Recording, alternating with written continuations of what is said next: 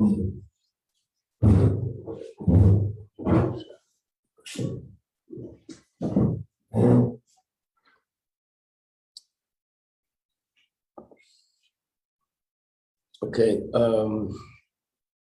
we pretty much completed the mimer. So for the next few days, next 4 days, we're going to be going over the whole story related to Yutas Kislev. So, next week on Tuesday is Yutas Kislev, which is in a certain way the biggest celebration on the Chassidic calendar. The Alter Rebbe was released from jail, and there's much more about that date. We'll learn more about it as we go along. We'll learn about what it means that it's Rosh Hashanah of Chassidus.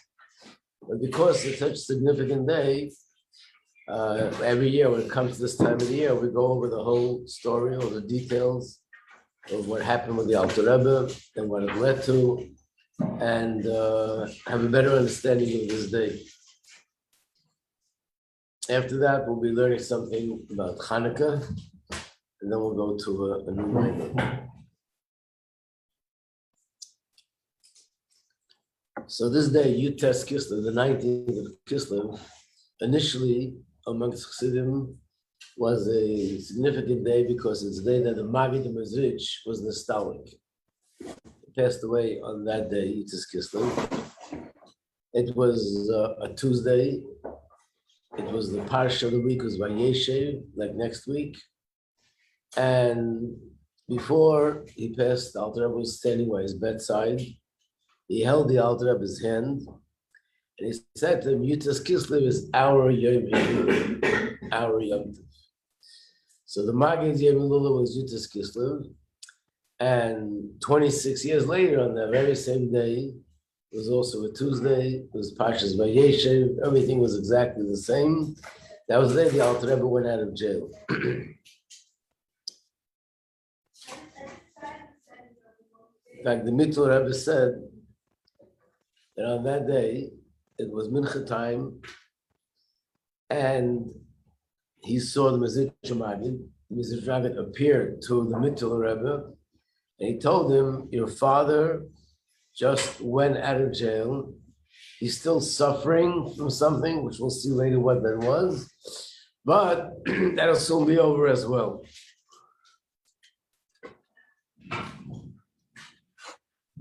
So let's explain a little bit why was the Alter Rebbe in jail in the first place? What was going on? So again, what year was this when all this happened? Tov Kuf Lamed Gimel, which means 1763 is when the Maggid was nostalgic. 26 years later, which was Tov Kuf Nun Tes, 1798, when the Alter Rebbe went out of jail. So this was the beginning of the development of the Hasidic movement. And initially there was tremendous opposition against the Baal Shem Tov, against the Maggid Mezrich, and here it was against the Alter Rebbe. I want to explain a little bit how that all came about.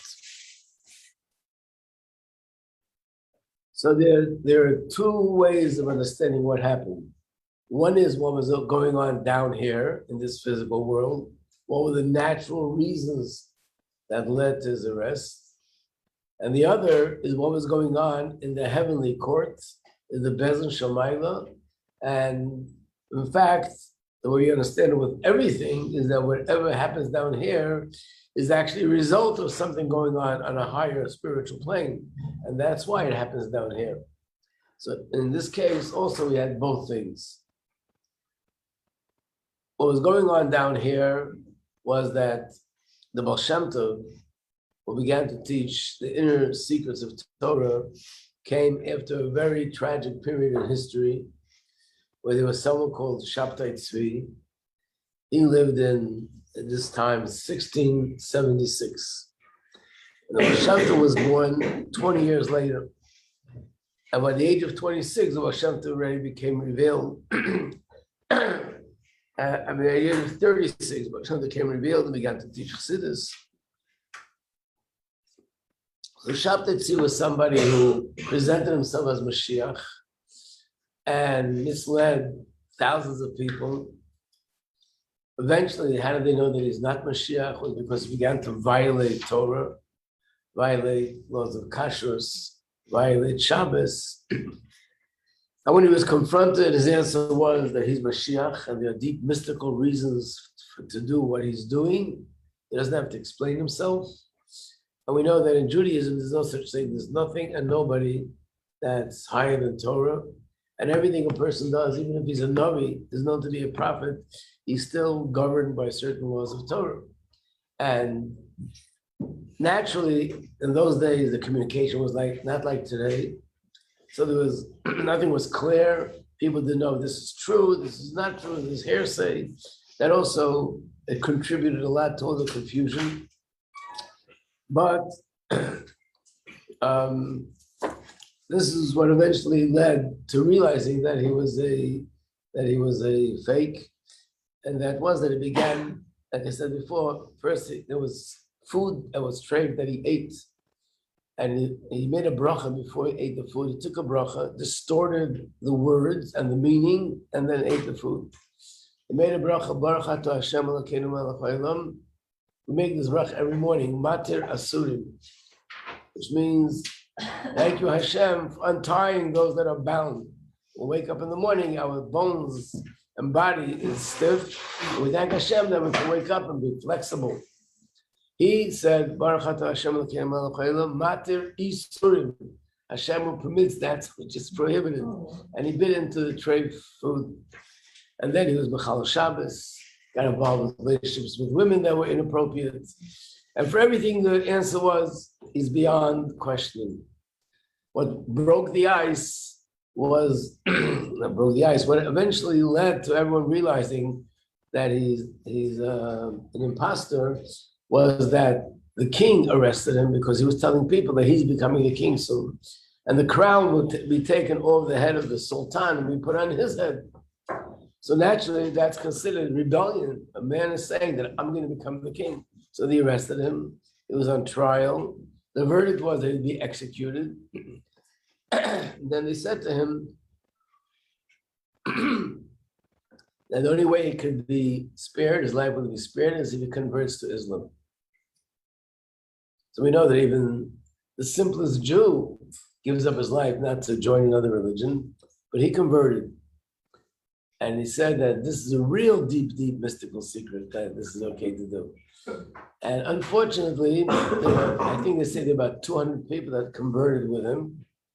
But at that point, that was when it became very clear to everyone that he's not emes, that he's a liar, and they no longer followed him. But there was a lot of course, conflict in Jewish communities, and like I said, a few hundred people converted with him.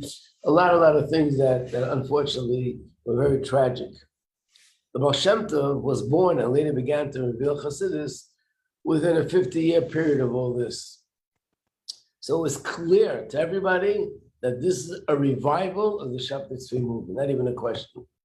Because again, this is Kabbalah, this is the hidden secrets of Torah, and they're doing similar things.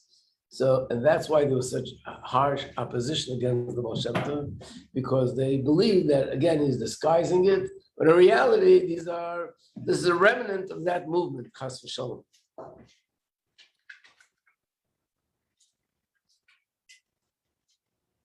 That's what was going on down here. What was going on up there was that for generations and centuries, the secrets of Torah were hidden.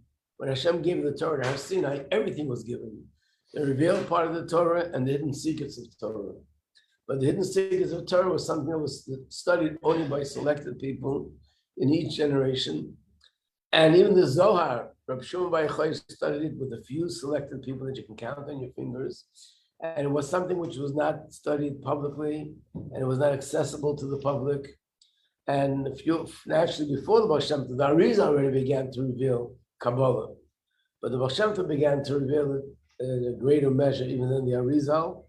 So there were people who didn't think, God forbid, that this was against Torah, or that this is a continuation of Shabtai Tzvi, but they said they disagree with his approach that it's time for everybody to learn the hidden secrets of Torah. That was their reason why they were against. I mean, that was the reason why in Shemayim they were against. And even down here, there were two groups. There was one group that believed that this is something treif, and there was another group that believed just the opposite. These are deep secrets of Torah, and they shouldn't be teaching them to the public. And that's why there was an opposition. The one who was the strongest force in the opposition against Chassidus, who was the greatest leader of Jewry at that time, who lived in Lithuania, his name was the Vilna Gaon, Rabbi of Vilna. He himself was a tzaddik, no question, but there were people who were advising him and people who were giving him reports, and basically as a result of that, he came out with very, very sharp announcements and declaration against Chassidus, and he was considered the strongest force that was fighting Chassidus. And the Alter Rebbe and Rabbeinu of Hargok, these were two students of the Maggid, both come also from Lithuania, and they were great Torah scholars, and they decided they're going to meet with the Vilna Gaon, and they will discuss with him what Chassidus is all about. And they were convinced that if they speak to him and he answers his questions and he sees who we're dealing with, the opposition will stop. And if he would stop, the whole opposition would stop. But unfortunately, the Satan succeeded that he did not want to meet with them. For what reason? So it appears to be that the people that were around him were telling him that they're going to meet with you, and then later they're going to use this as an excuse to make their movement legitimate because they met with you. And it doesn't matter what the details are, they're going to say that the fact that you met with them is validating their movement. So it's very dangerous. And eventually, no matter how hard they tried, they couldn't meet with him. And the opposition against Chassidus was very, very strong. Strong means they boycotted anyone who was a Chassid. They didn't. If he had a store, they made people not buy in the store. If he came to shul, he wasn't part of the minyan. If he came to shul, he never got called up to the Torah. And a lot of Chassidim found it very difficult to the extent that there were few Chassidic rebbes that they themselves and a few hundred of their families could not tolerate this any longer, and they moved to Eretz Yisrael, and they settled in Hebron. It's interesting that the Alter Rebbe was part of this group, also to leave and to go to Eretz Yisrael. Tzfat and Trey was later, but the first settlement was in Hebron, and the Alter Rebbe was in the middle of his journey where he kept thinking whether he should do it or not. And in the end, he decided not to travel, to stay back here. And he took upon himself to spread Chassidus with Mesiras Nefesh. After many years, people began to realize that all this talk about Chassidim, that they're not religious or Shabtai Tzvi, they realized that it's all not true. They're God-fearing Jews, davening, learning. And there's once a chassid that told a story how he became a chassid. And he said that he was a rabbi in a small little village. And when they arrested the Alter Rebbe, they also arrested a few chassidim, the leaders amongst the chassidim. And they were taking them to jail through his town. So they stopped off in his town. So the head of the community told his members of the community that it's a mitzvah for everybody to go to the place where they are and throw rocks at them. They called them the kat in those days, not the chassidim. Kat means like the cult. And he said he was the Rav, so the people came to ask him, is it okay to throw rocks at them? He said, I had no idea at that time about this whole conflict. We were in a small remote place. So I asked them, why would you want to throw rocks at them? He said, because they're heretics. So what do you mean, like they don't put on tefillin? No, actually, they put on two pairs of tefillin, Rashi and Rabbeinu Tam. So they don't daven? No, actually, daven hours and hours every day. They don't wear tzitzis. No, they actually have long tzitzis almost dragging on the floor. They eat chametz on Pesach. No, they don't even allow the matzah to touch anything that got wet. So he says this is very strange heretics. I got to see this for myself. And he went down to the station and he saw these two sitting with the Alter Rebbe. And he said, when he looked at them, their faces were radiant, like malachim, like angels. And as a result of that, he began to inquire what is Chassidim and what is Chassidus. And that's how he became a Chassid. So there was a big misconception. But after so many years, word got out, people ended up meeting a lot of Chassidim, and they saw that they were really God-fearing Jews. And in many ways, they're even more observant and meticulous with Torah and mitzvahs than other Jews. And people felt, those people who were in the opposition felt that, they're losing the war, so to speak. Unfortunately, what happened right before the Alter Rebbe was arrested was that the Vilna Gaon passed away. He was nostalgic. And when the Vilna Gaon was nostalgic, being that he was the great person that he was, it was really a tragedy for everybody. But those people who were in the opposition took advantage of the situation, say, oh, I want to add something. Whenever there's a controversy, there's always two types of people involved. There's one type of person that's very sincere, very emes, looking for emes, and they sincerely believe that this and this is wrong, and so they're fighting it. Then there's certain people that just love controversy. And if they see a fire, they get around to get some oil and kerosene and pour it on the fire to make it even bigger. So there was a lot going on that was an honest conflict, and unfortunately, there were a lot of things that were dishonest. So someone came out and publicized that the Hasidim were dancing and singing and celebrating when they heard that the Vilna Gaon passed away. It wasn't true, but it was enough to create such anger, and people wanted to do something to once and for all get rid of the Hasidim, and that's when the opposition became even stronger. At this point, the knowledge that Chassidim are really God-fearing Jews was so well known that it was not possible to go out there and tell people that they're not from. So that's when they decided to use a different method. And the other method was to file a accusation against the Alter Rebbe, something very serious. By filing that accusation, they were hoping the Alter Rebbe would be, God forbid, executed. And once the head is off, then the whole thing will fall apart. They saw the Alter Rebbe as the most dynamic leader of the Hasidic movement, especially in Lithuania.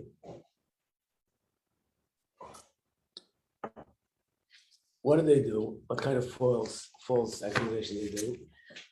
When the Mendel of Haradok and these other Rebbes went to Eretz Yisrael, it's a very poor community. The Alter Rebbe wanted to go as well. Like I said, he changed his mind in the middle, that he's going to stay back, and he's not going to give up. He's going to fight for spreading Chassidus. But he took upon himself that he will support the families in Eretz Yisrael. So they established a fund, a tzedakah fund, which was Meir Bal Hanes, and that tzedakah fund, from then to this day, it provides assistance for people who live in Eretz Yisrael. And the Alter Rebbe, I think I mentioned this once before, that the whole fourth volume of Tanya, Igeres HaKodesh, most of the letters are about tzedakah, and it's mostly about this tzedakah to send to Eretz Yisrael, how precious it is, and how important it is, and how explained in Begashmius, explained in Baruchnius. So they filed the following complaint, that the Alter Rebbe is sending tens of thousands of dollars to a foreign country. At that time, Israel was under Turkey. And they found out that the real reason why he's doing it is to help Turkey build up a stronger army to eventually overthrow the Tsar and take over Russia. That's a pretty serious accusation. But they said they have proof that he's sending tens of thousands of dollars. Who sends tens of thousands of dollars overseas to another country? And another thing they brought out was, in the Alter Rebbe's teachings, he talks a lot about Malchus, kingdom. And he says that Malchus is the last of all the spheres, the lowest. He's bashing kingdom. He really means to put down the Tsar and the royalty, and that's proof that he's out to, they took a concept of Chassidus, which is not new, it's part of Kabbalah, but nevertheless, they twisted it around as if the Alter Rebbe is intending to put down royalty and more things. Today, there's a book out that has actually translation from Russian to English, all the complaints that were filed against the Alter Rebbe. In fact, I once read it, and it was interesting to see that the first line of all the complaints was that Chassidim are always besimcha. And the reason why they're besimcha is because they say Mashiach came already, and that goes against our religion. So you see that this person is not accepted by the Jews, that he's not mainstream, and he's a rebel, and so on and so forth. So basically, it's an old story, yeah. What? I said it reminds us of something. Yeah. The simcha was a very, very big thing in those days. People did not associate simcha with spirituality. If you're a spiritual person, then you're always very serious and heavy and down and worried and anxiety. What's going to happen? What's Hashem going to do? Punishment, this world, that world, Gehenna. For a person to be happy, that means he's simply irresponsible and frivolous and not caring about Hashem and Torah mitzvahs. They didn't understand how spirituality and simcha goes together. It's another discussion. But when they came to arrest the Alter Rebbe, it was Sukkot, Minul Cholamayid. When they came, the Alter Rebbe went out through a back door and disappeared. He knew they're coming and he disappeared. And why did he go away? Because there's a passage where it says, Chaki rega ad zavar zam, which means wait until the wrath will pass. Sometimes in heaven, there's a time of wrath. And if you allow that time to pass, then things go back to normal. So he thought, let me delay it. Let's see what's going to happen. But what he did also, he took another chassid. His name was Shmuel Munkis. And he said to this chassid, I want to consult with you. Should I allow myself to get arrested or not? And the chassid advised him to get arrested. That's the funniest story. There's a story behind it. But we'll wait for that maybe for later. I want to get through the basic things.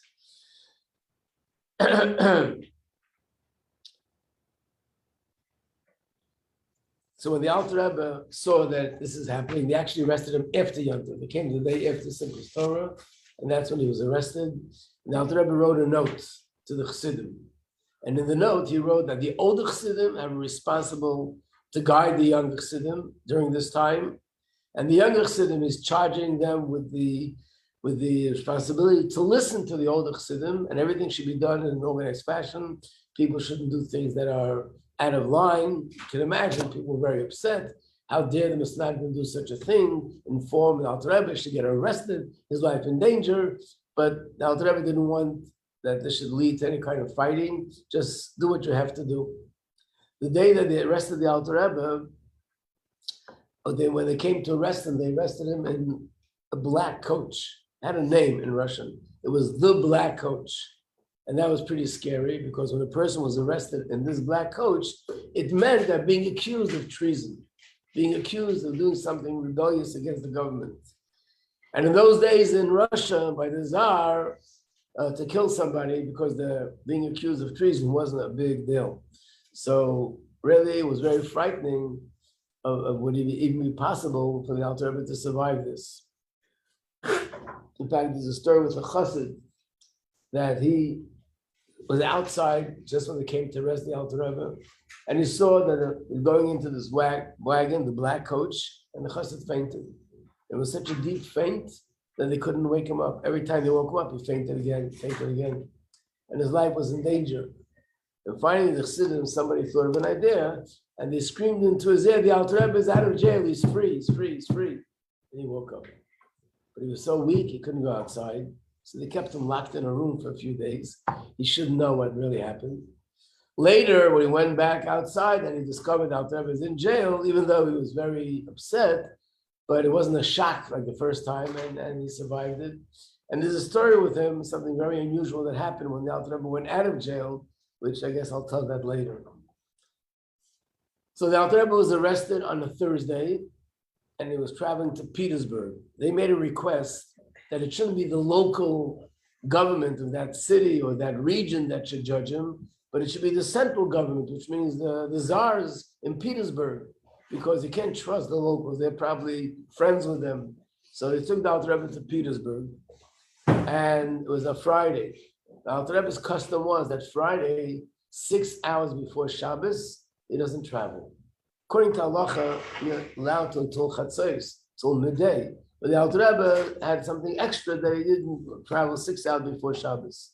So he asked the person who was leading the group that he should stop the wagon and he wants to stay here on the road. Of course, they wouldn't listen. And he said, no way. Suddenly, one of the axle, which is one of the things on the wagon, broke. Okay, so they had to stop, send somebody to the nearest village to get someone who could fix it. He fixed it, everything's fine. They started moving again, one of the horses died. They had to go to the next village and get a new horse. They got a new horse, the horses wouldn't budge. No matter what they did, they tried every trick in the book, the horses would not move. Finally, he realized that the Alter Rebbe is not going to let the wagon go. So he asked him, so he said to the Alter Rebbe, would you at least allow us to go to the next town, not to spend the next 24 hours on the road? Alter Rebbe says, no, I don't travel. Would you allow us at least to go to the side of the road, under a tree? Do we have to be here in the middle of the road? He said, no, that's okay. So they went to the side of the road, and that's where they stayed for the whole Shabbos. Chassidim years ago knew the spot where the Alter Rebbe spent Shabbos there. So actually, the Chassidim got together, they had meetings, what to do, and they divided themselves in a few groups. And generally speaking, the three groups were like, one group was involved with connections to people in government and try to see the Alter Rebbe, to get the Alter Rebbe out of jail. One group was involved with fundraising. You need a lot of money for these things, a lot of expenses, and also to raise money to support the Alter Rebbe's family and raise money to send to Eretz Yisrael. The very reason why he was arrested, but this is so dear and precious to the Alter Rebbe, let's not stop. And the third group was the people who were supposed to travel from place to place, just to strengthen the Chassidim, to inspire them and not let them be down and feel defeated and lose hope. And that was their department. And they made up that all these three groups are not going to send letters to each other or any other means of communication. Everything is by verbal communication, because there were a lot of people from the other group that were trying to infiltrate them and know what they're planning to do in order to stop it. It was unfortunately, a real war. Before the Alter Rebbe went to jail, his brother-in-law came into the Alter Rebbe. His name was Rabbi Sol Kozik, and said, Alter Rebbe, what should we do? The Alter Rebbe said, you go straight to Petersburg, but immediately. And someone else should go to Rabbi Yitzchak Barditchev, who was a very big Hasidic Rebbe, and ask him, give him a pan to ask a bracha for me. So this brother-in-law, in those days in Russia, you can't travel from one city to the other city without a passport. He wasn't ready to travel. And the Alter Rebbe said, go right now, just the way you are. So he got a friend's passport and went to Petersburg. And another chassid went to Rabbi Yitzchak and told him what happened, to ask for a bracha. And Rabbi Yitzchak says, okay, what's the Alter Rebbe's name? He knew which name is Zalman, but he forgot what the Alter Rebbe's mother's name is. So Rabbi Yitzchak opened the Chumash, and it says that Bayar Yaakov saw, Ki yesh shever b'Mitzrayim, that there is food in Mitzrayim. The word shever is shin beis reish, so the Rabbi Yitzchak said, oh, that's Shmeir ben Rivka, so his mother's name is Rivka. As there is only one woman in the world, one name with the reish, but he had lichtik eyes, he had very bright eyes, he saw what it is. And the Alter Rebbe said that when he came there, of course, they put him into a cell, which was a special department in the jail, specifically for people that are being accused of treason, being accused of rebellion.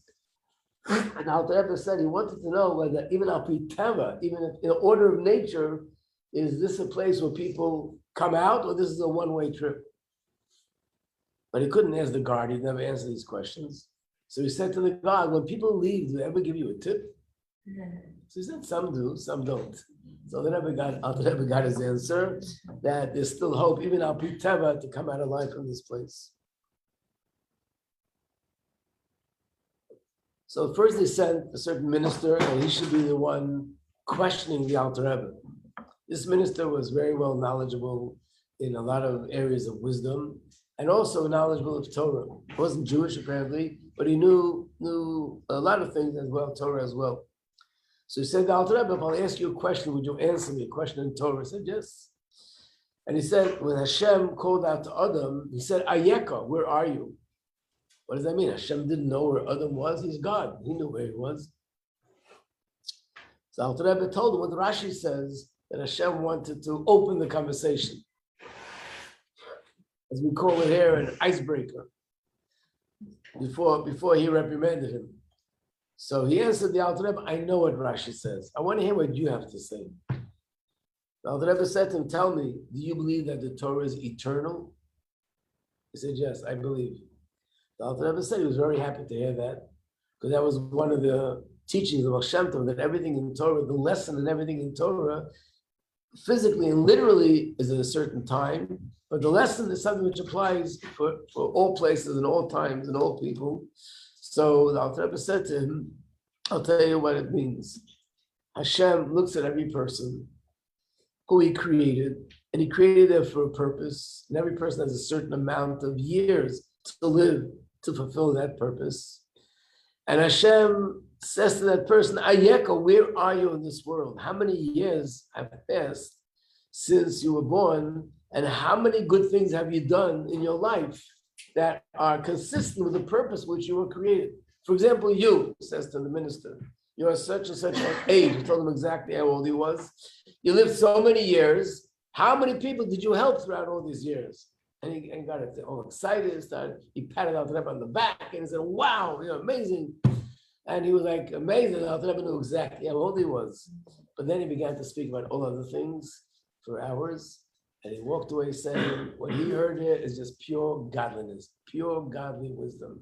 And he really saw, his first impression of the Alter Rebbe was that he's not a criminal and he's a godly person. And this helped the Alter Rebbe in the future, as we'll soon see. There's a beautiful sikh of the Rebbe that the Alter Rebbe said when he gave this person the answer, Ayeka, it saved his own life. How did it save his life? He said, Alter Rebbe said that he was in such ecstasy, such excitement, that he had the schus to have Mesiras Nefesh for the teachings of Baal Shem Tov, that he felt that his neshama is going to leave his body. In other words, the joy, unfortunately, people could leave this world because they hear news which is tragic. But it could also happen from hearing good news, which is so overwhelming, and the pleasure is so overwhelming that the person can't be contained in the body. So Alter Rebbe felt that the pleasure that he's having, and from the fact that he had the schus to be arrested for the teaching of Chassidus, was so overwhelming that he's not going to be able to contain himself. When he told this person that the Eibush says to every person, Ayeka, he said to himself, the Eibush is telling me also, Ayeka, where are you? Have you fulfilled the purpose that you were created? You weren't created to fly back up, you were created to be here and continue. And that held him, those words gave him the strength to be here.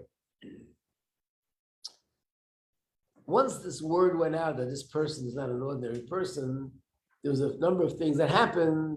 They sort of tried to test him to see if this is really true. So one of the things that happened was he was in a dungeon, which means there's no light, no windows, no way of knowing what's going on outside. So there's no way of knowing if it's daytime or nighttime.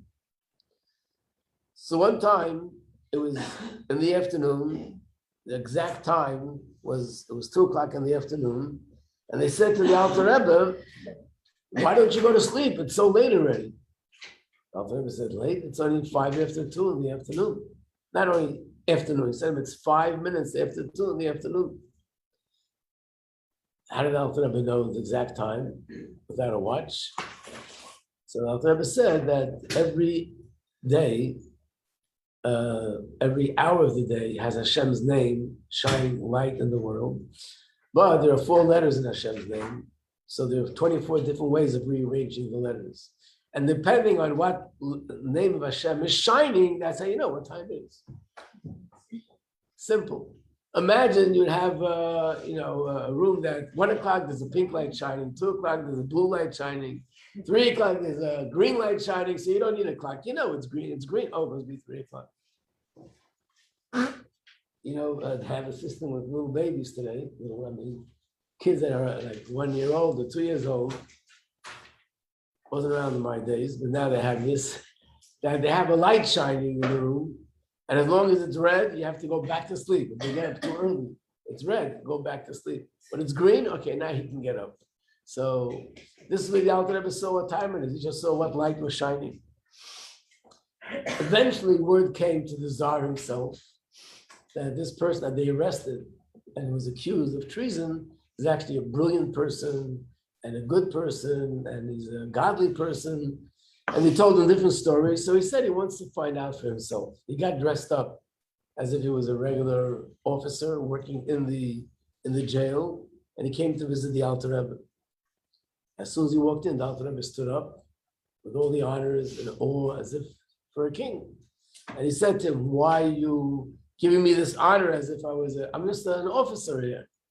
The Alter Rebbe said, "No, you're the king." He said, "How do you know?" So he said, "Because it says in Gemara that kingdom on earth is like kingdom in heaven.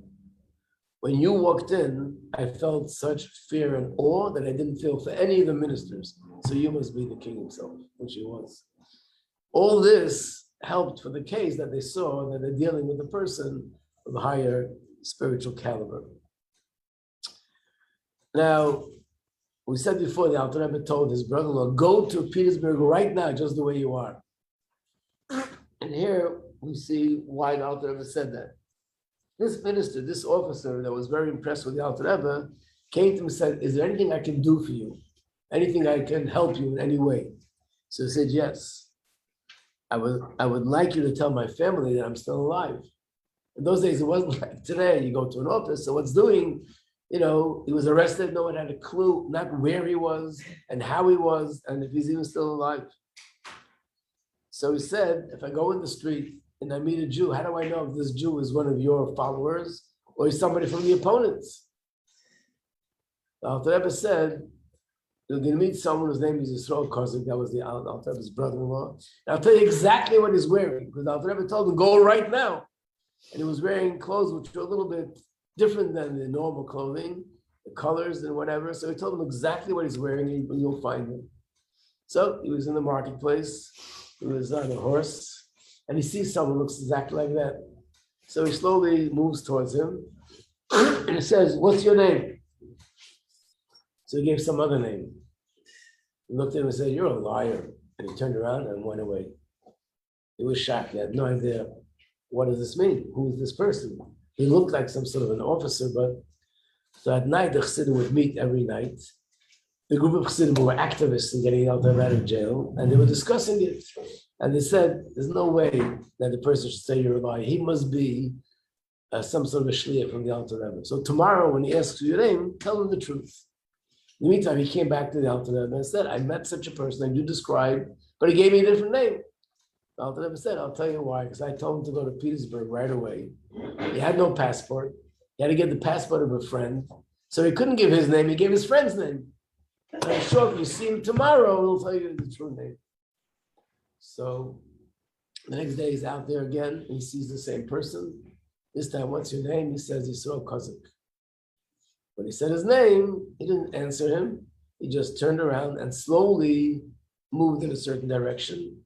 And the chassid understood this, that he's telling him to follow him. So he followed him from behind, not to make it obvious that he's communicating with him. I guess that wasn't too legal. Came to a house, and they came to a house, and he went into the house, didn't say a word. So he waited outside. After waiting outside for a while, the window opened up on the second floor, and a melon was thrown out the window. I don't know if it's a watermelon, a cantaloupe, one of the melon fruits. He understood this for him, so he grabbed it and went back to the apartment where the Chassidim were. He opened it up, and inside was a piece of paper, and it said, in Alter Rebbe's handwriting, "Shema Yisrael Hashem Elokeinu Hashem Echad." So they knew the Alter Rebbe is alive, and this is the Alter Rebbe sending them a message to know that he's okay. Now what? Well, So a number of days, the Alter Rebbe wasn't eating any food because the food is not kosher. But in a jail, it happens that people don't eat food for different reasons. They don't want to be forced to give out information, so they don't eat food in order to lose their life. So they thought the Alter Rebbe is doing that. So the guy who was in charge said, just force the food down his throat.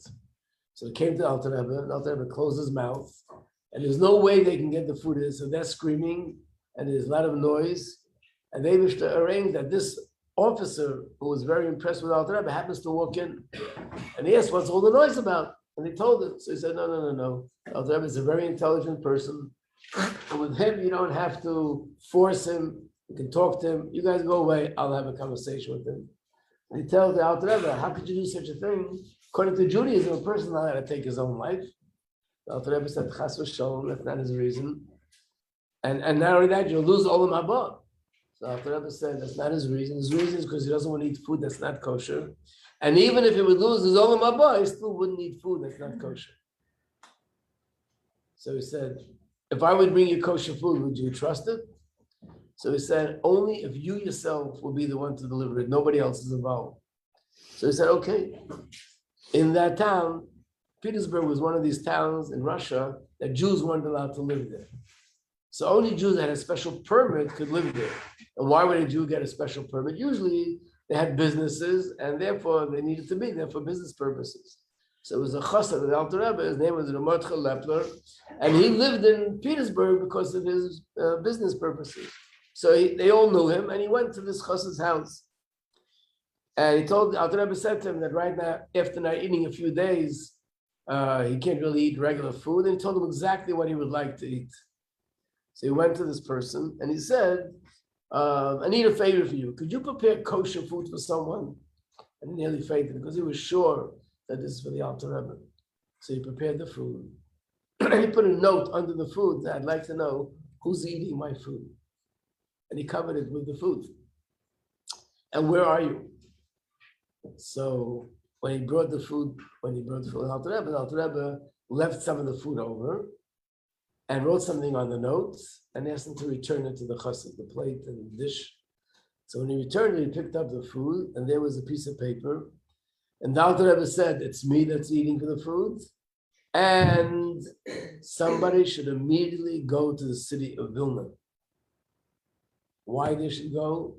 What purpose, they didn't know, but they understood. The Alter Rebbe saying that it's necessary for someone to go to Vilna. Vilna was the headquarters of the opposition, and therefore they should go there and something good will come out of it. Okay, so far we covered one little part. We'll stop here. We'll continue tomorrow and Friday, Mr. Hashem. By the way, you're allowed to ask questions on the story also, just like a reminder. You have to be so quiet, yeah.